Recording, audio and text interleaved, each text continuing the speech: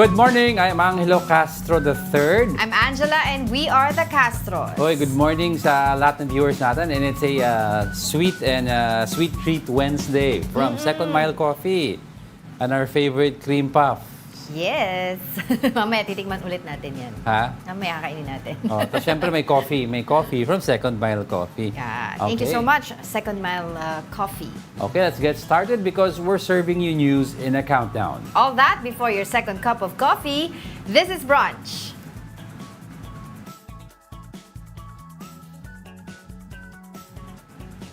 Let's begin.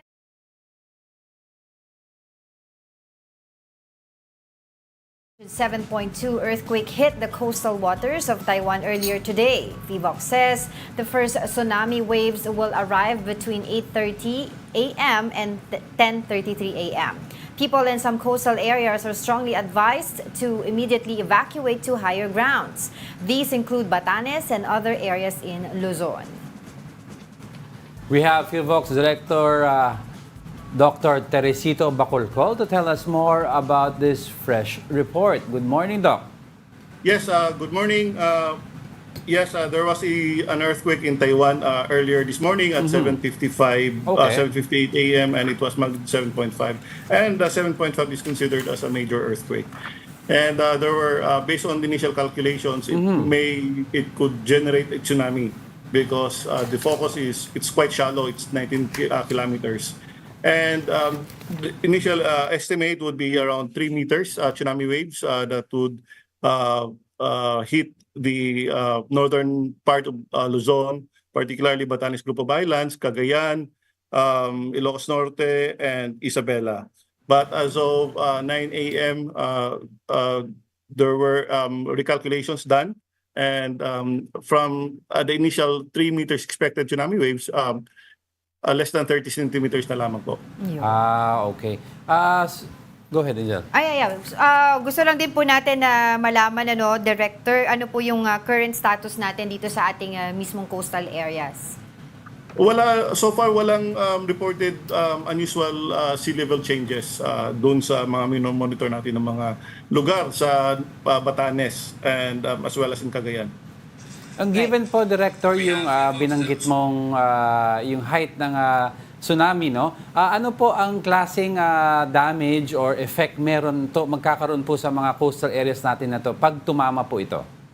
Kapag 30 centimeters na lang, minimal damage na lang po yan. Masyado nang maliit yung 30 centimeters, halos ordinary wave na lamang. So, Director, is it safe to say na even those who are swimming in these areas can remain in these areas? No, of course not. Yung advice natin is that they have to, people living on the coastal areas are strongly advised to immediately evacuate or move to higher grounds or move farther inland. Kasi again, these are just modeling calculations. So pwede kasi, of course, may uncertainty pa rin yan. So that's the reason why yung expected arrival time of tsunami waves natin would be between 8:33 to 10:33 a.m. Maglalagay pa tayo ng buffer time yan. So, kung walang nangyari after 10:33 a.m., we have to wait 2 hours more just to make sure that our kababayans are safe bago natin i-cancel yung tsunami warning. So 2 hours more upon doon sa sinabing oras na maaaring mangyari yung tsunami. Pero Director, para lang po mas malinaw po sa ating viewers din, ano po mga mitigating measures po yung ginagawa po ng VBOC in managing po in coordination din po with other agencies, government agencies to urgently assist po yung ating mga kababayan within the coastal areas? Again, meron tayong mga naglalagay kasi we expect Philippines is archipelagic, so we would expect may mga trenches tayo, may mga offshore active faults. We would expect na from time to time magkakaroon ng tsunamis, either local tsunami or far-field tsunami. Itong nangyari sa Taiwan, we consider that as far-field tsunami. And that's the reason why may mga tsunami alerting systems tayo nilalagay. We have around 33 alerting stations all over the country. I understand, Director, no, ang ating pong advice sa ating mga kababayan within the affected areas ay wag pong pumalaot, wag mag-swimming, whatsoever, wag po lumapit doon sa mga areas na yon. Pero in this time po ba, do we advise our local government units na magpa-evacuate na lang din muna in advance para po just in case na may mangyari, wala na po din doon yung mga ating mga kababayan sa area? Actually, yun yung advice namin nakalagay po sa tsunami warning natin. We strongly advise that the residents living on these coastal communities be evacuated or they should evacuate. Ngayon, yung mga nasa yung mga mangingisda natin na nasa gitna na ng dagat, advice natin na wag munang pumunta sa dalampasigan. They remain doon sa deeper parts of the sea. Kasi po kapag nasa malalim ka, the deeper part of the sea, halos walang tsunami wave. Kung may malakas na tsunami, hindi yan mapiperceive nung kapag nasa gitna ka ng dagat. Pero kapag nasa dalampasigan ka, then you really have to move inland. That's true. Yes, Director, na considering na yung Taiwan po nag-i-issue pa rin po ng mga tsunami warning, if po, pardon my ignorance para maintindihan lang po ng viewers natin, if patuloy po yung mga magkakaroon po ng mga aftershocks, will this still affect the high chance na yung warning ng natin dito sa Pilipinas tatagal pa ho yung tsunami warning? Kapag may mga aftershocks, normally aftershocks would just be around 1 degree lower than the main shock. So Okay. if the earthquake is magnitude 7.5, the highest aftershock would be around 6.5. I don't think that would be, unless na very shallow yung earthquake, I don't think that can generate a high tsunami wave. Considering nga po na may tsunami warning po sa Taiwan and tayo rin po nagkaroon na. Are there other countries at risk as well, Director? Japan also, nagpalabas din sila ng tsunami warning. And kapag ganito kasi, kapag yung tsunami is nasa Philippine Sea or nasa Pacific Ocean, lahat ng countries around the Pacific Ocean are warned. So Okay. we are part of this Pacific Tsunami Warning Center. And lahat po yan, yung mga areas, mga countries around these areas are being warned. Kung sakasakali lang po, hypothetically, mangyari nga po yung, may tsunami warning na nga po, no? Sabi po, 8:30 to 10:30 probably. Mga ilang oras po tatagalan? O magtatagal po? How long are these high tsunami are we going to be expected to last? Naglalagay tayo after 10:33, maglalagay pa tayo ng 2 hours buffer Ayun nga po. time. Just to ensure na just to make sure na safe na yung mga kababayan natin. So, after 2 hours, kapag walang nangyari at 10:33, then we will have to cancel the tsunami warning. Right. Okay, and, Okay. wait lang, finally, Director, before we let you go, baka may advice po kayo sa mga ating kababayan who are living around these areas. Again, paalala natin, nag-issue tayo ng tsunami warning.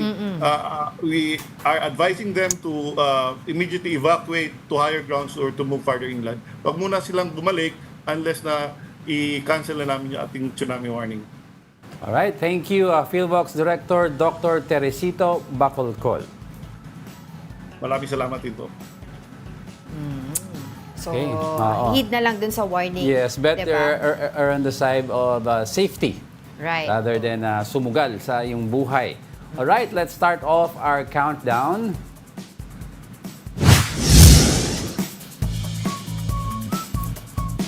With an update on the April Fool's Gone Wrong incident. The takoyaki store in Pampanga gave the cash prize to the man who fell for their April Fool's challenge. The owner of the takoyaki store, Taragis, rewarded Ramil Albano 100,000 pesos as promised in their April Fool's post. Albano, who got a tattoo of the store's logo on his forehead, admitted that he overlooked the April Fool's disclaimer. He also said he did the challenge to support his youngest son with Down syndrome.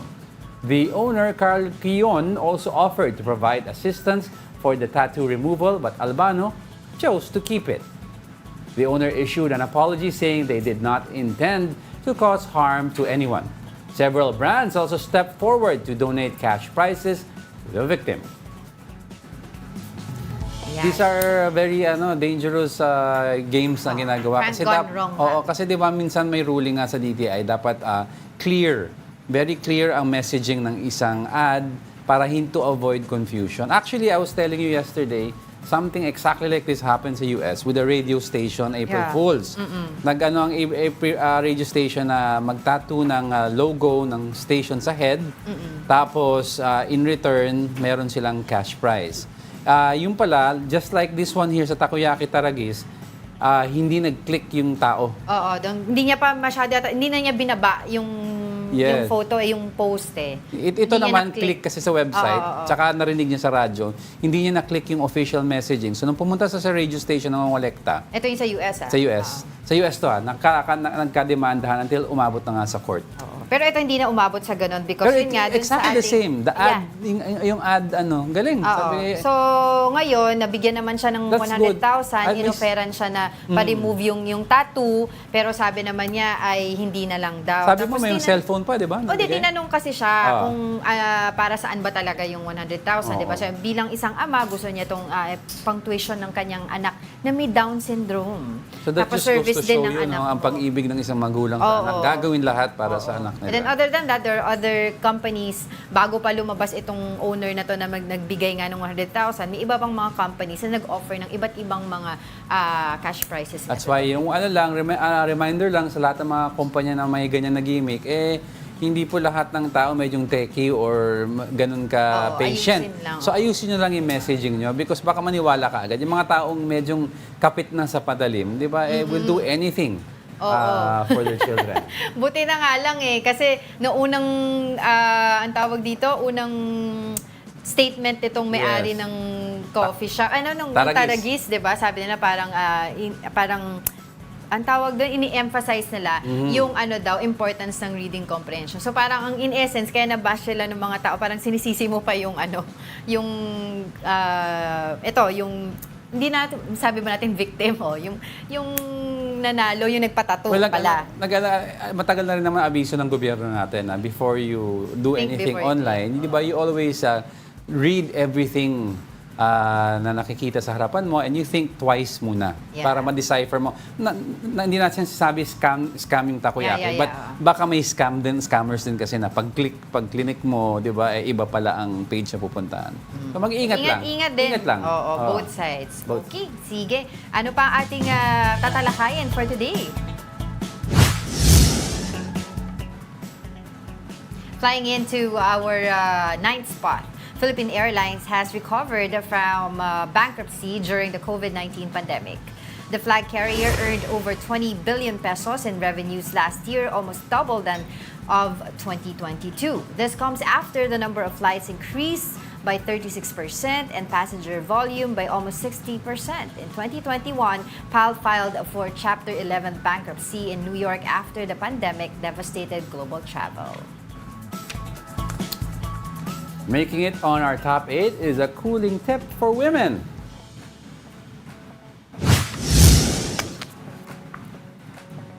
We're talking about cooling, but the hot weather continues to intensify in the country. The DOH urges women to wear cotton underwear. Health Secretary Ted Herbosa explained that women are vulnerable to fungal infections due to sweat and moisture getting trapped in their underwear. He emphasized the importance of wearing breathable underwear made of cotton material to prevent infections. Herbosa also supported the advice from House Deputy Majority Leader Janet Garin that women should refrain from wearing underwear at home. Yet, he suggested that if women still prefer to wear underwear, they should also avoid tight ones and opt for cotton instead. Bakit Go commando! Bakit ang lalaki hindi pwede? Bakit? Do you know underwear na rin sa bahay? Alam mo yan, ang tawag doon, nakalimutan ko. Ano mo yan, preference mo yan. Kaya mo No, I'm just saying also, lahatin na lang kasi, di ba, may karga naman ang lalaki. So, it takes up Preference space. mo yan, No, I'm mag-boxer saying, shorts Kaya nga, ka. it takes up space, so we need all the air also to avoid moisture buildup and fungal infection. Okay, sige. Oo. Pero yun nga. Pero dahil nga, hindi lang yan ang mainit na usapan natin, na ang init po ng panahon ngayon, for sure, madalas na rin po ang paggamit natin ng electric fan at aircon. But do we have enough supply of electricity for the expected increase of demand this dry season? And paano rin tayo makakatipid sa ating kuryente? To answer that, we have Meralco's spokesperson, Joe Zaldariaga, joining us via Zoom. Good morning. Good morning, sir. Thank you for joining us. Good morning, Nilo. Good morning, Angela, and to all your televiewers. Good morning to everyone. Ayun. Ayun, syempre po, thank you for joining us. Unang-unang tanong po natin, do we have enough supply for the expected increase of electricity demand ngayon pong dry season? And should we expect any service interruptions din po? Well, as far as Meralco is concerned, we have been working with all the stakeholders in the energy industry, of course, led by government, the Department of Energy. And as far as Meralco is concerned, we have bilateral contracts through our independent power producers and power supply agreements, and we have that pretty much covered. And to ensure that we have ample supply security, we also entered into an interim power supply agreement to cover our needs during peak loads. As far as the interruptions in the franchise area is concerned, we do not see that now because there has been no declaration of either a red alert or a yellow alert recently. But in case there are going to be some concerns moving forward, we have several demand-side management initiatives in place. In particular, the interruptible load program, wherein our big customers, both large industrial and commercial customers, will not tap into the Meralco system, but instead utilize their power supply through their generator sets to free up the load that they will be getting from Meralco in case there is a declaration of yellow alert.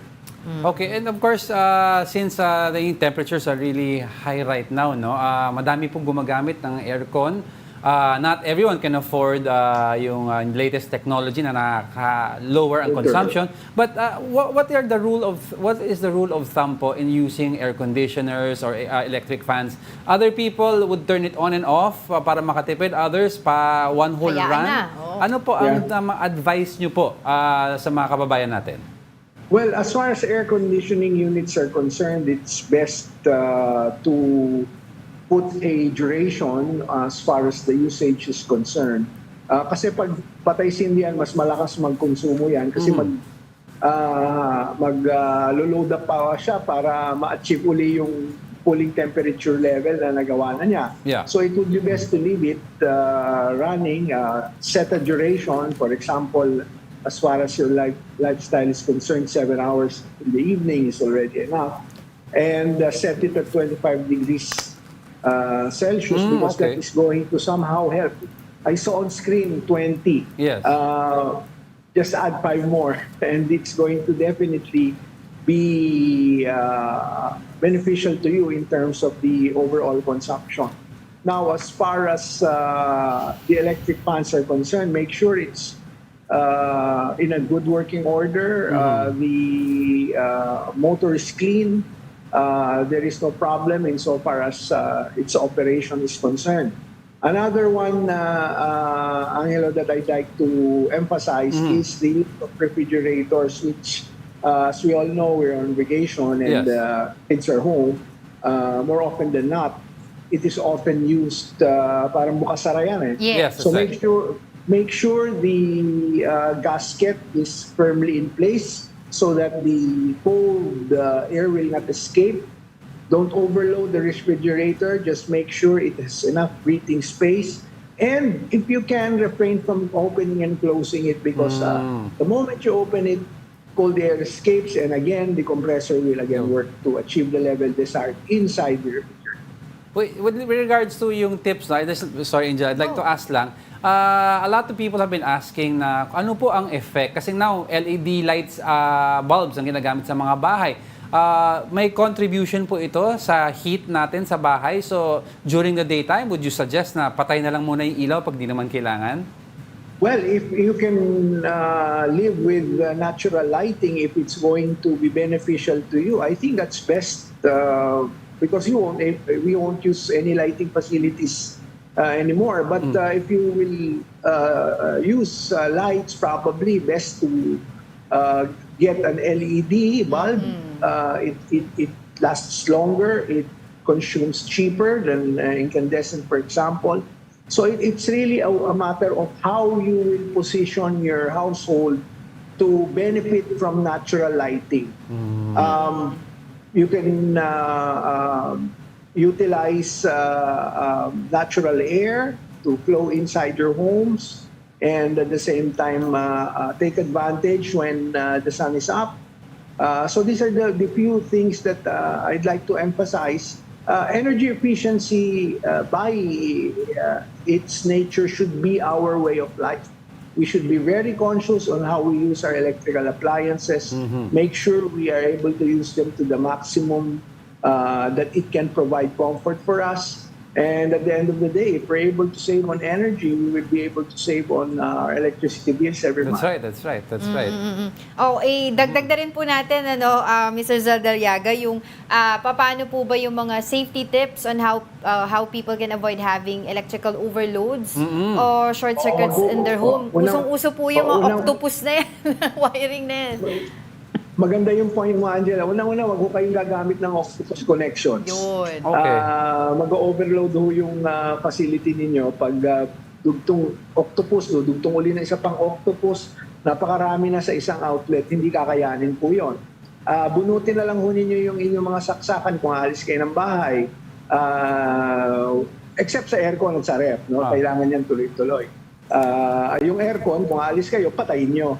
Pero hindi nyo kailangan tanggalin sa saksakan, patayin na lang. Yung ibang mga appliances, kung meron kayong power strip, pwede nyo i-plug po doon. Kung gagamitin po ninyo yung isang appliance, di yun na lang po ang i-on natin. Huwag din ilagay yung mga wire at mga cord sa ilalim ng mga carpet o anong pwedeng pagmulan. Kunyari, nagkaroon ng uminit yung linya, baka masunog po yan. O kaya lalagyan nyo ng basang-basahan. No? Ugaliing iligpit ng maayos yung mga kable, lalo na yung mga hindi na ginagamit, tiyaking hindi na babasa itong mga gadgets na ito at yung appliances. Ilayo ho ninyo sa tubig. Mahirap na baka that's right. baka ma-aksidente pa. At para sa safety din ng buong komunidad, kung may alam kayong nag-jumper o nag-illegal na connection, i-report nyo agad sa amin. Kasi pag summer months, meron talagang tendency in many areas to cope with the heat.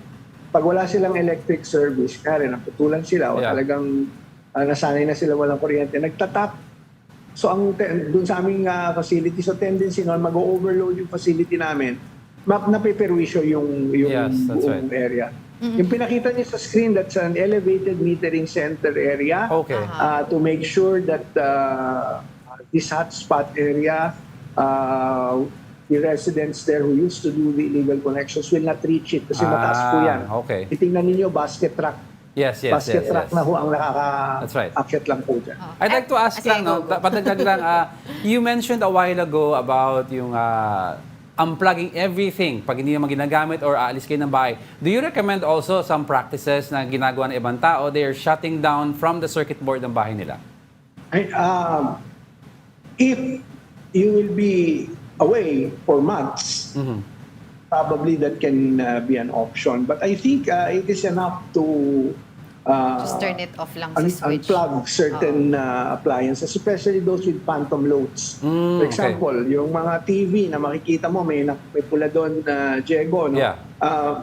Ibig sabihin na kumukonsumo pa rin yun. So, butin mo. Iwanan mo lang. Yes. Patayin mo sigurado pag aalis kayo yung aircon. Pero yung ref, huwag mo hayaang bunutin. Kasi baka masira yung pagkain sa loob. Right. Ngayon, kung matagal kang mawawala, gusto mo tanggalin yung buong kuryente doon sa bahay mo, make sure wala naman yung refrigerator mo. Talagang empty. Right. Masisira yun. At saka kunyari may freezer ka.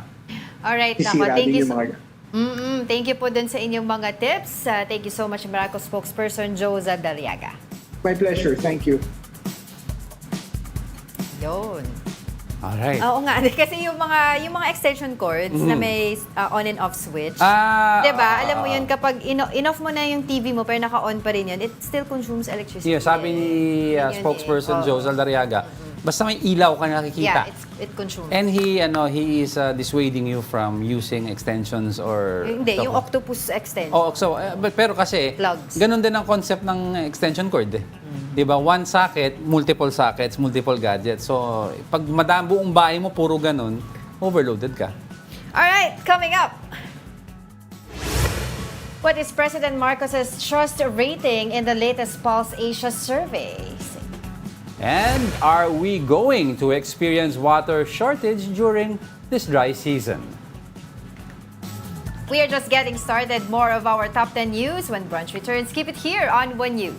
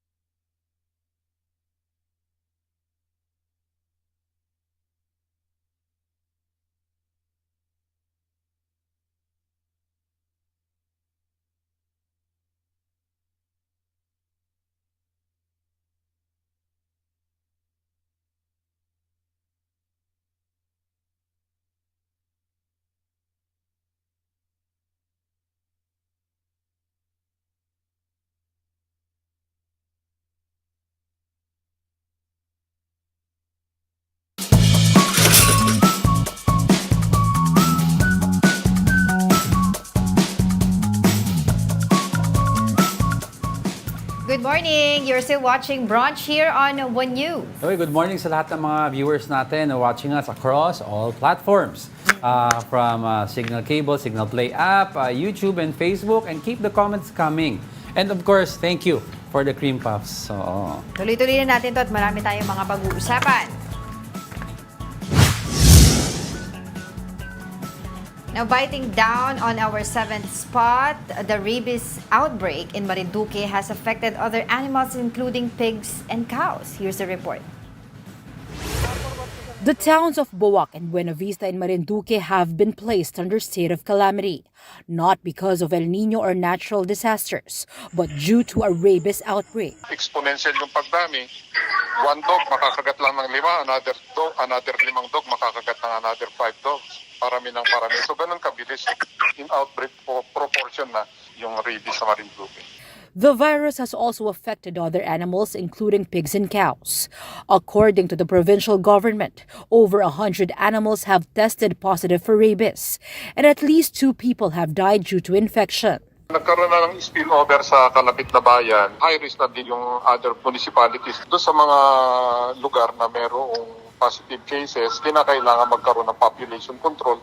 Anti-rabies vaccination efforts are now underway in the province. The health department advised the public to immediately seek medical assistance if bitten by a potentially infected animal. We have to wash it with soap and water.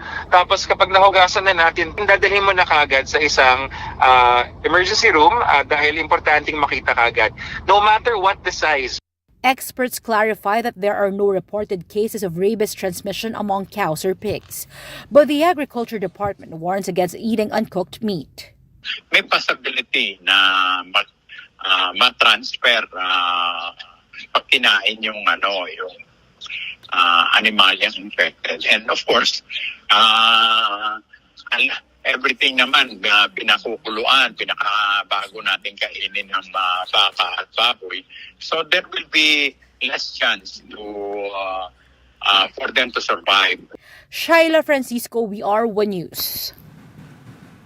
Ang mga health centers naman and mga ibang barangay centers or affiliates ng city halls, depende sa syudad nyo, they give rabies vaccines kung nakagat ka. Meron din na klaseng vaccine na preventive din. Yo. Kasi iba po yung kung nakagat May mga ka na. booster pa yun eh. Oo, iba pa yung kung nakagat ka, iba pa yung preventive. Iba pa yung pag kinagat ka daw medyo malapit sa head area, di ba? May certain kind of vaccine pa yan. Meron yung parang pangpatagal ng pag-akyat ng rabies Ng rabies sa if meron, oo.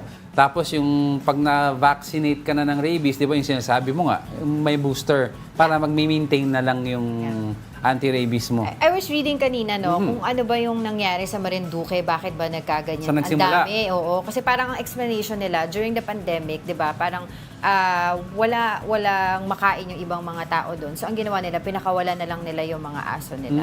So, doon nag-start daw yung pagdami ng populasyon, tapos nagkaroon ng mga rabies. Nagkagatan Oo, sila. nagkagatan. Although, sabi nga nila, they have to remind it na although nagkaroon ng rabies sa matay yung pigs, yung cows, tapos meron pa nga yung deer doon daw, ay hindi daw iyon nakakapag-transfer ng rabies. Unless you eat it.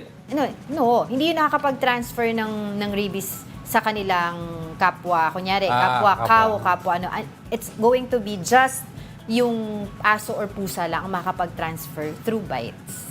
O unless, what if a cow bites another cow? Hindi, wala. Hindi daw. It won't. Talaga? Na may rabies. No, it won't. It takes a rabid dog or a cat to transfer the rabies. So kahit infected ang cow at may kinagat yung cow ng isa pang cow. No daw. That's what I read about. Sabagay, wala pa naman ako kitang cow ng kakagatan. Pero hindi. Yun ang naging parang story doon. No? Yung what happened behind it. Na wala silang pagkain, wala rin silang maipakain sa animals nila, pinalabas sila ngayon. Tapos dumami yung populasyon. So parang pag kinagat ka ng isang aso na may rabies, pwede ka mangga-rabies kaya magpa-injection ka. Kaya ang question is, kung ang lalaang taong may rabies, nangagat ng kapwa-tao. Hindi ako doktor, huwag mo akong anin. Niloloko mo lang ako, Diego. Next ka na. Wow. All right, let's move on to the next.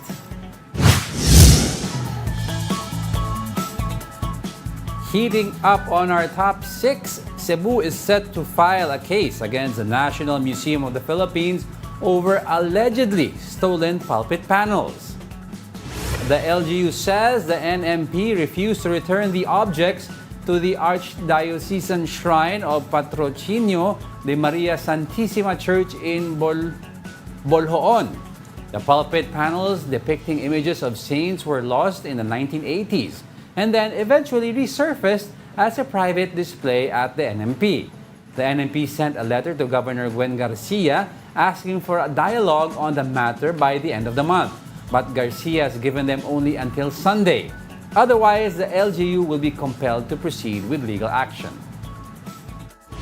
The National Museum can actually come out here with henceforth a policy that will define your direction so that this will discourage looting of further looting and robbery of our churches. That you set as a matter of policy that religious artifacts, icons, relics, whatever is clearly taken from the church will never be accepted by the National Museum. No, ayun na nga, So, 1980 pa to nawala. Ang iniimbestigahan yan kasi, paano napunta doon sa collectors. Dun sa may CEO, President ng Union Bank, Edwin Bautista, I forgot the name. But yun nga, napunta sa kanya. Tapos dinonate niya sa National Museum of the Philippines. Parang he was able to purchase it. Hindi natin alam kung paano Di pa siya napapunta nagsalita. sa kanya. Yun, wala pa akong nabasa about it. Pero 1980 nawala ito, and then there were sinasabi nila, there were two theories bakit nawala yon. Number one, of course, ninakaw, di ba? Kung sino man. Number two, binenta daw ng pare. Doon. So parang nagkaroon pa ng, at that particular time, parang hindi daw uma-attend yung ibang mga taga doon ng mass. Doon sa pari na yon dahil to ostracize him, dahil nga doon sa bintang na binenta niya yon. Kasi syempre, in the law of bawal ka magbenta ng binenta ba niya? artifacts. Hindi. So, of course, hindi. Yes. Yun ang kanyang sinasabi. But after that, parang all is forgiven, etc. Tapos hanggang ngayon nga, nung may nakakita na dun sa donation nga sa National Museum, sabi na parang yan yung nawawala sa atin years ago. Pero it's best to ask yung nakabili. Because I'm Oo, sure yes, naman, of course. I'm sure naman yung Union Bank president ba would not buy stolen items. Oo, So oo. iba siguro he received information na siguro what he was buying was Collector kasi siya obtained legally, di ba? Oo. Unless he was otherwise naloko siya. We have to take a look at that because the priest claims na hindi niya binenta. Who sold it or who took it, di ba? So yung pulpit panels pala yun yung mga, doon nagsasalita nung unang panahon yung mga priests, nung wala pa tayong mga modern sound systems. Kung maalala mo doon sa mga lumang simbahan, Yes. may mga pulpit panels doon. Di ba yung, lumalabas di ba yung mga structure ng priests. altar kasi Oo, before. may para may cove sa taas Yes. tapos may wood Oo. and then Para yung sound mas may sound mas malakas. maano at bumato sa tao. Galing. Okay. Teka lang, Sige. may konsensya, no? Ano sabi? Sige, tingnan natin ano pa ang ating susunod na pag-uusapan. Now, arriving at the fifth spot is a new interagency committee. The government has formed a new committee to ease the acquisition of land for the country's railway projects. The Interagency Committee for Right-of-Way Activities for National Railway Projects aims to standardize the process of land acquisition and other activities related to railway construction. The committee's responsibilities also include coordinating the execution of railway projects and policies. Transportation Secretary Jaime Bautista will lead the committee. To tell us more about this and other transport-related issues, we have Jonathan Gesmundo on the line. He's the Executive Assistant to the Transportation Secretary. Good morning, Asek. Good morning, Angela and Angelo. Yan. Can you tell us more about Secretary Bautista's role in the new Interagency Committee on Railway Projects? There is specific focus Yes. doon sa ginawa interagency task force on right-of-way. The issue, matagal na yan eh. So, and it is not just on rail projects. May mga problema rin sa right-of-way sa mga airport na ginagawa namin. Basta mas mahirap ang nagiging problema ng DOTR on right-of-way on major rail projects sa subway, the North-South Commuter Railway. Okay. All these projects na delay because of issues on right-of-way. Kaya't actually humingi pa nga ang DOTR ng additional lawyers and kung the Department of Justice kung mayroong mga special court na create, etc. But this is a big step for DOTR na meron na ngayong interagency. Yes. Because we need coordination, hindi kasi kung pwedeng ma-resolve ang mga right-of-way on DOTR alone. So, kunyari, right-of-way issues ay kailangan, dadali kung meron kang kukunin na lupa, expropriate, dadali yung mga nakatira. So, relocation. We have several projects on relocation dito sa North-South Commuter Railway, Yes. sa mga communities ng mga tinamaan. Maraming mga issues ang right-of-way. How do you resolve yung mga hindi complicated issues on owners? Yung mga hindi ayaw pumayag doon sa ino-offer ng gobyerno. And they go to court. Ang daming ita-complex sa Right. kung paano mapapabilis ang pag-acquire ng mga properties para matuloy yung project. Yes. And we hope, this is a big step that the President has created the agency. Ang daming mga agencies dyan that we need their cooperation para ma-resolve itong right-of-way issues na to.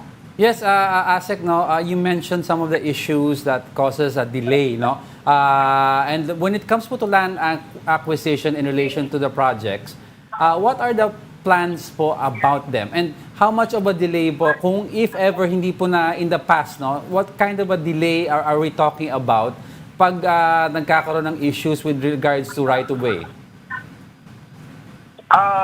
Actually, yun nga, hindi ko mabilang, hindi ko ma-itemize sa iyon. For instance, are you aware na kunyari sa subway, sa ilalim kami naguhukay. Okay. Pero we need the permission of the property owners doon sa ibabaw. Okay. Hindi sila mapanatag na dadaan kami sa ilalim ng bahay ninyo, pero we make sure that technology ay hindi kayo magagambala, hindi nyo maririnig yung paghuhukay, etc. So there will be hindi papayag, etc. And isa lang yan. So doon sa North-South Community Railway na may mga communities na mga dinaanan ay kailangan i-relocate. Bigyan namin ng pabahay, bigyan namin ng livelihood, hanap buhay. Kung po pwede, bigyan pa nga ng eskwelahan, palengke. At one time ay meron kaming binuksan na relocation na area para doon sa mga affected families at maayos naman up to yun nga pagbibigay ng kabuhayan livelihood doon sa mga affected families. So marami pa yan, and we hope itong right-of-way issue get our projects delayed. Yung mga kontratista are unable to proceed if the property na dadaanan yung ownership is not resolved. This has to be turned over to government. Okay. We prefer not to use the last resort appropriation Okay. na idadaan na ngayon sa sapilitan. That's a harsh word, sapilitan. Yeah. Pero yun nga, that the government will take over and will pay the owner so much amount. That's the last resort. We prefer that we have an agreement with the property owner kung magkano ang gusto niya, etc. And oftentimes, napakaraming issues na kailangan That's true. i-settle preferably out of court para matapos na yung mga kung sino, kung kanino kami magbabayad ng government, sino Yes. talaga ang property Oo. owner. Nagkakaroon... So, we hope itong ginawa ni Presidente ay yung cooperation ng iba't ibang mga ahensya ay matulungan kami kahit na doon sa housing and urban development na area. Yun. Makatutulong yun pagdating sa relocation. Yun nga po eh. Hahanap kami ng lugar kung saan pwede kami gumawa ng mga pabahay, etc. Doon sila makakatulong. Kaso, etc. Kaso, Kaso po, Mr. Gesmudo, ang nangyayari po dyan kapag issue ng relocation, minsan yung mga kababayan po na relocate bumabalik pa rin kasi issue naman ng livelihood nila. Pero that's more complex, mahaba-haba pong pag-uusapan yan. But taking this opportunity to ask you na rin po, how were the road constructions during Holy Week break? Were we able to finish them on time? Ganito, yung pagsasaayos ng mainly dito sa Bolivia at MMDA. Yes. Pero ang sa amin is yun nga na ma-ensure na maayos yung daloy ng trafiko. For instance, dito sa EDSA busway, ganyan, tapos yung mga provincial buses that are being allowed na gumamit ng EDSA until today ay pinapayagan nga yata sila, no? If I'm not mistaken. So yung traffic, inbound traffic to Metro Manila, hinahanapan namin kung saan may mga problema, lalo na dyan sa PITX, dito sa mga expressways. So yung paghuhukay is more on MMDA Yes, and that's right. Kaya nga po nagkaroon po ng problem, pero yun po due to private contractors. Pero maraming salamat po sa inyong oras, Jonathan Gesmundo, ang Executive Assistant of Transportation Secretary Jaime Bautista. Maraming salamat din. Thank you. Let's move on to the next. Coming in hot at the top 4 is the Philippine National Police Chief Police General Romel Francisco Marbil. The newly appointed head of the PNP said there is no need to declare a war on drugs. Marbil said he will continue implementing the current policy in eradicating drugs in the country, but he doesn't see the necessity to declare a drug war to achieve drug-free status. Lahat po kami, all out kami against drug.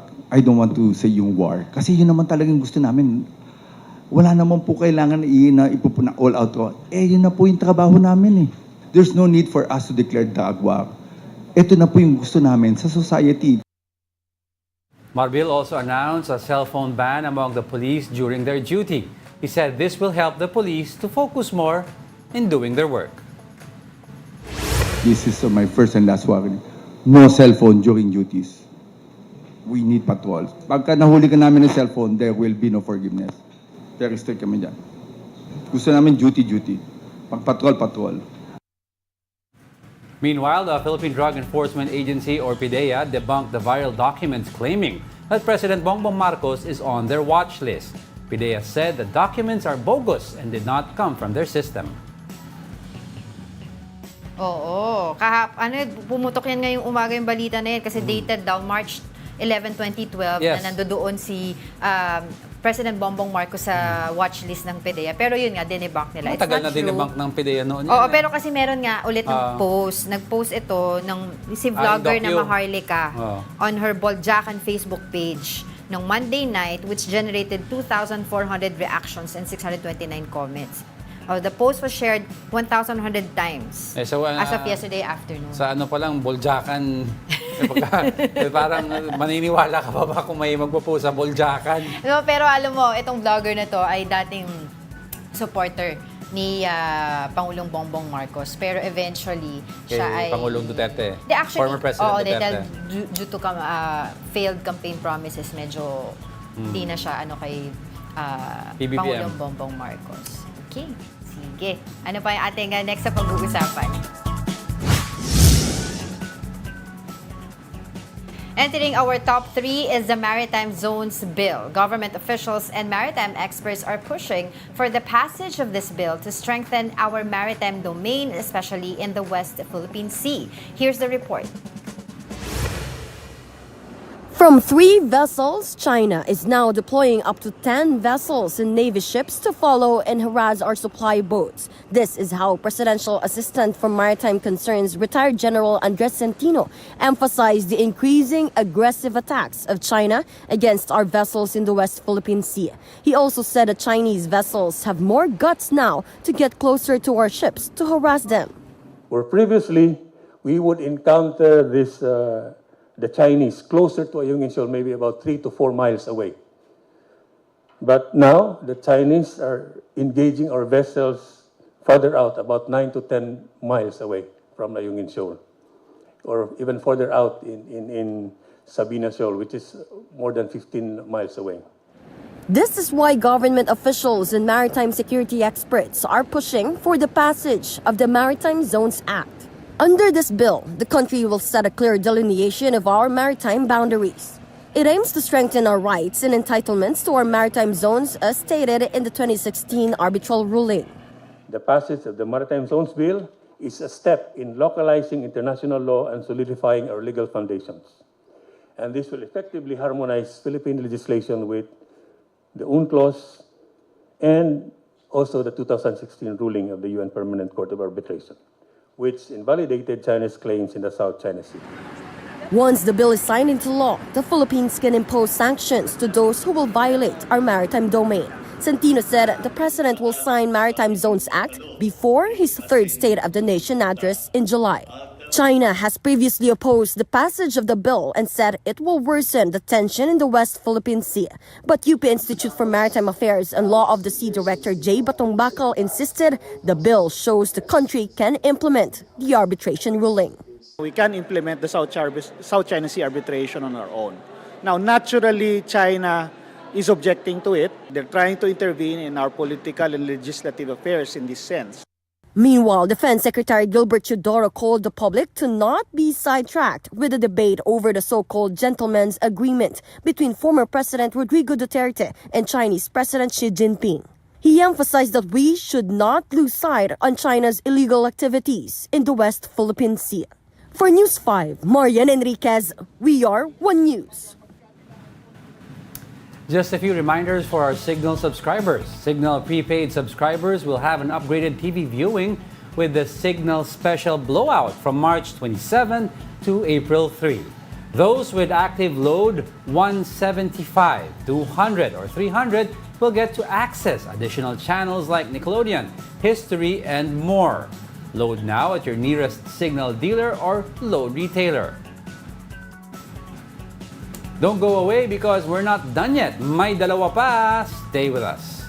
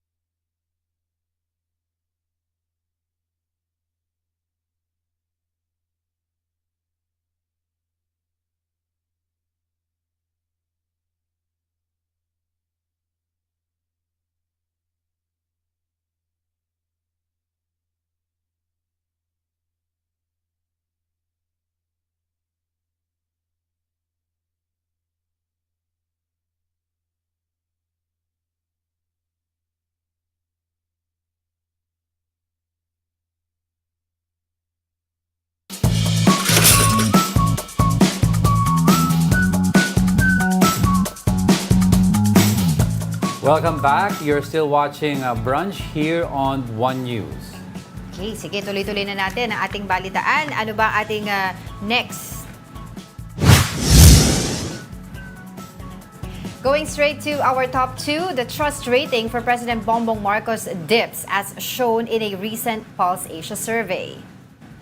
Marcos's trust rating took a dive by 16 percentage points and now stands at 57%, down from 73% just in December. The survey was conducted from March 6 to 10 this year.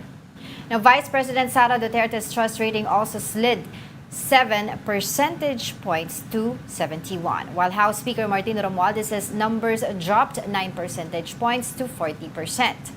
But his counterpart, Senate President Mig Zubiri, saw an increase in trust ratings, posting a modest 2-point increase to 53%. Yun. So medyo malaki yung pagbaba nung rating ni Pangulong Bongbong Marcos, yung trust and approval. Yeah. Approval means yung pagsang-ayon sa paggawa mo ng inyong duties and responsibilities as one of our top government officials. Diba? Of course, yung trust, yung tiwala sa'yo ng tao, kung ginagawa mo ba ng maayos yung iyong trabaho. Okay. So, hindi. Bakit? Naghang lang ang brain ko. Hindi, pero ang main issue daw for the fall, ang feeling nila ni Pangulong Bongbong Marcos is the prices of basic commodities like rice and other fish, basic goods na very unstable at hindi masyado daw makaka-apekto pa. They think yung political issues na nangyayari because ang importante sa mga taong bayan ngayon, especially nasa laylayan, is paano ako kakain today, paano ako maka-afford ng mga basic goods natin. You're right, because if you will see the survey result, yung class D and E, yung may majority of our population, talagang mataas yung kanilang percentage sa pagsasabi na hindi sila sumasang-ayon at saka nawawala yung tiwala nila. And this is something that I guess the administration should take a look at because medyo maaga pa according nga dun sa mga nagsusurvey na medyo maaga. Usually yung pag-dip ng rating sa mga pangulo would be after pa ng let's say third, fourth, like Pinoy. Former president, the late Pinoy. Yes. Yun, ganun yan. Marami pa tayong pwede pag-usapan dito pero tuloy-tuloy lang tayo dahil marami pa tayong meron pa tayong isa pa, 'di ba? Ang ating top story for today. Our top story for today is all about water woes. The Metropolitan Water Works and Sewerage System has decreased the water pressure of its concessionaires. The reduced water pressure is effective from 10 in the evening to 4 in the morning in Metro Manila, Rizal, and Cavite. MWSS spokesperson Engineer Patrick Dizon says this is to mitigate the continuous downtrend of the water level of Angat Dam. The agency, though, assures consumers that they will not experience any water interruptions during the summer months. During nighttime kasi ay mababa yung consumption ng ating customers, especially doon sa mga areas po na high elevated. Malaki din kasi yung mga non-revenue water, so might as well bawasan natin yung pressure para hindi natatapon yung tubig. Let's talk more about the issues in our water supply. We have Jennifer Rufo, Corporate Communications, Head of Maynilad, on the line. Good morning. Hello, good morning, Sir Angelo, Ms. Angela. Good morning to all of the listeners. Yeah, gusto na po namin malaman mo ilan pong Maynilad customers are affected by the decreased water interruption. I'm sorry, water pressure rather. Wala po tayong service interruption. Yeah, water pressure, I meant. Well, the pressure management, we only do alternately in certain areas of our concession during the off-peak hours. So this is hardly felt by the customers. And what other po water crisis mitigation efforts po are on the part po of Maynilad? Well, even before the El Nino took effect, we've been developing several supply augmentation projects. In this way, we are not fully reliant on Angat Dam. Rather, we get water supply from alternate sources. So these include the reactivation of deep wells, our tapping of Laguna Lake for additional supply, because we recently inaugurated a new treatment in Laguna Lake. And then we're also using modular treatment tanks to get water from River Cavite. Okay. So, you said nga po kanina no, na talagang there will be no total service disruptions this summer. But hanggang kailan po itong pag-decrease ng pressure sa water supply? Well, this will only be implemented at this point where tinitipid po natin yung water supply available sa Angat Dam, which is still the primary source of water for Metro Manila and nearby provinces. All right. Sige, any advice po or message to our viewers regarding water conservation? Okay, thank you. Actually, right now, we in the industry are doing everything we can to stretch the available supply until such time as the rains arrive to replenish the Angat Dam. So for now, the consumers have a huge role to play. Please use water responsibly. Prioritize it for activities that are critical for maintaining health and sanitation. All right. Thank you so much for your time. That's Jennifer Rufo, Corporate Communications Head of Maynilad. Yun. Ano, save water. Mag-flash pa rin. Hindi ko tayo hindi ko kaya hindi mag-flash. Hindi ko kaya yung sinabi ni Secretary Villarama ng El Nino Task Force. Hindi parang sinabi niya gumamit ng tabo mag-flash. Wag daw mag-flash. Or kung hindi daw, kung mag-flash ka, baka daw mayroon pang susunod, antayin mo muna tsaka mag-flash. Wow. Oh my gosh. Hindi ko yung kaya. Sa ibang anyway, sige. Ibang pagtitipid. Siguro yung pagdidilig. Diba? Siguro pwede kung instead of hose, pagdidilig ng halaman, instead of hose, mga tabo, gano'n. Wala akong ibig sabihin. I'm just telling you. Go 11 na. Coach, I have to leave you with this morning. When you put your hand in a flowing stream, you touch the last that has gone before and the first of what is still yet to come. Leonardo da Vinci. Explain mo yun. Pasensya po sa asawa. Hindi ko alam nangyari dyan. Go na! And that wraps up today's episode of Brunch. Join us again tomorrow. I'm Angela Lagunsad Castro. And I'm sure I'm Angelo Castro III. We are One News. All sides, all the time.